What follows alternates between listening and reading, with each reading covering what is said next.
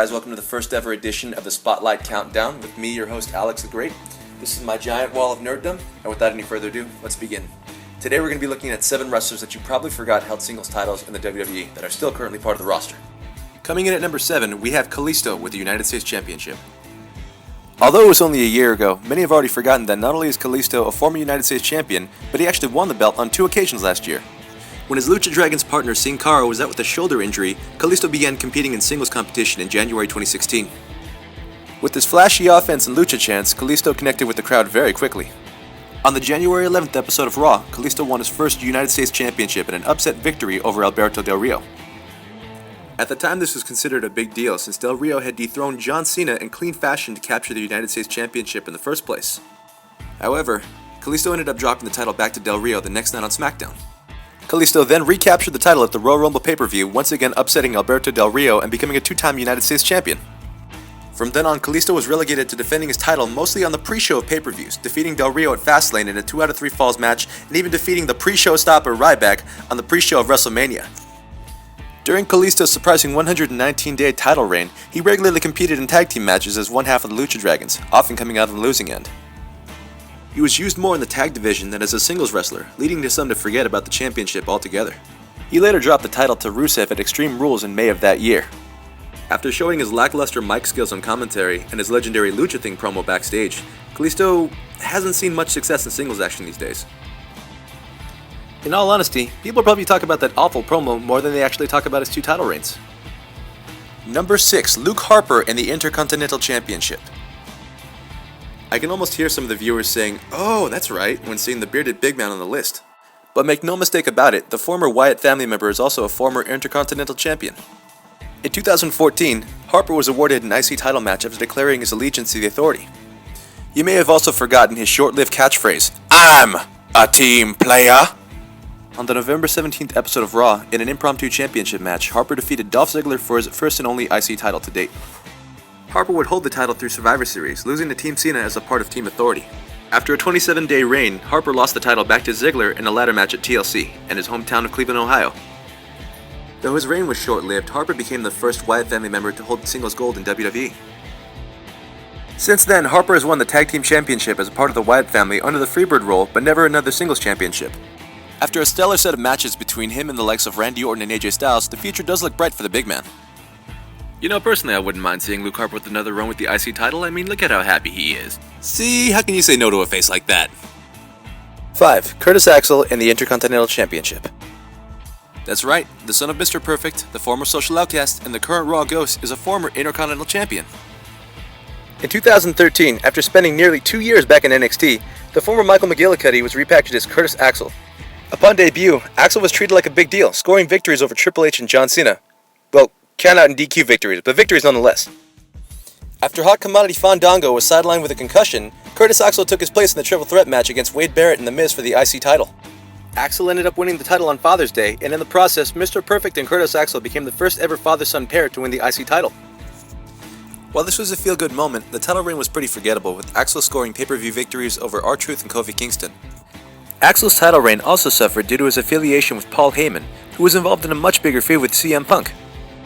As a result, Axel mostly became Punk's punching bag towards the end of his title reign. Many were critical of Axel's lack of personality and mic skills. After a 155-day title reign, Axel would drop the title on the November 18, 2013 episode of Raw. To who, you ask? Number 4. Big E, the Intercontinental Championship. That's right. Current Raw superstar and New Day member Big E is a former Intercontinental Champion. After turning babyface in 2013, Big E was given a big singles push. On the November 18th episode of Raw that year, Big E won his first and only IC title to date from Curtis Axel. However, WWE seemingly never got behind Big E. He wasn't featured very prominently in singles matches on TV, and in an Instagram video, he even poked fun of the fact that he didn't have any merchandise despite being the champion. The end result was a pretty horrendous looking shirt. Big E would hold the championship all the way through WrestleMania, eventually dropping it to the returning Bad News Barrett at Extreme Rules. To be fair, Big E has undergone a radical personality change since joining the New Day. Should he have another singles title run one day, it'll definitely be more memorable than this one. Number 3. Cesaro, United States Championship. It has been nearly 5 years since Cesaro's last title reign, and while many remember him winning the championship, people tend to forget that the former Antonio Cesaro actually had an impressive reign of 240 days. Cesaro defeated Santino Marella in the pre-show of SummerSlam 2012 to capture the title. He went on to have a pretty decent run with the championship, defeating the likes of the Great Khali, The Miz, and even Sergeant Slaughter. After losing the title to Kofi Kingston, fans had high hopes for the Swiss Superman in terms of the main event. Fans had even bigger hopes when Cesaro won the inaugural Andre the Giant Memorial Battle Royal at WrestleMania. However, Cesaro has yet to win a singles title since April 2013.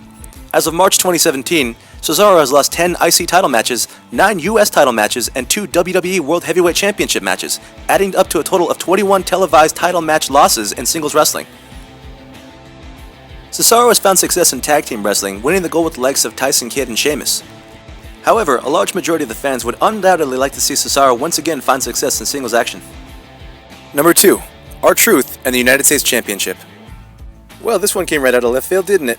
That's right, back in 2010, R-Truth defeated The Miz for the vacant United States Championship. The title change came very much out of nowhere, seeing as The Miz was white hot at the time and R-Truth had been in a regular mid-card position. But on May 24, 2010, R-Truth was a better man. Truth's reign didn't last very long, and after a 21-day run with the championship, The Miz stole the win over R-Truth in a fatal 4-way match. Since then, Truth has competed in sporadic feuds and comedy matches over the years, but never regained his footing in the title contention. And number 1, Rhino, the United States Championship. Believe it or not, the ECW legend and SmackDown superstar is a former United States champion. Way back in 2001, during the Invasion storyline, Rhino defeated Tajiri for the United States Championship, back when it was considered a WCW title. Rhino would defend his championship against a young Jeff Hardy before dropping the championship to the future Hall of Famer Kurt Angle after a reign of just 29 days. The Man-Beast may have been slated for a longer run with the championship, but was written off TV to undergo cervical fusion surgery for 2 herniated discs in his neck. Rhino also captured the now-defunct Hardcore Championship in his earlier WWE run, and the NWA World Championship while a part of TNA. If tagging with Heath Slater doesn't work out, I wouldn't mind seeing Rhino with another singles title run. And those were 7 superstars in the current roster that you probably forgot held titles at one point. And if you notice, I'm wearing a completely different set of clothes because this video took me 3 fucking days to make. Wow, I don't know how you YouTubers do it. Guys, thank you so much for watching. If you like this video, do us a solid and hit the like button or leave a comment. Don't forget to share this video and subscribe for more similar content. Don't forget to follow us on Facebook at The Spotlight. You can ask me any questions at any time on Twitter at AlexTheGreatPWS, or you can email me at alexthegreatpws@gmail.com. Once again, thanks for watching, and I'll see you next time.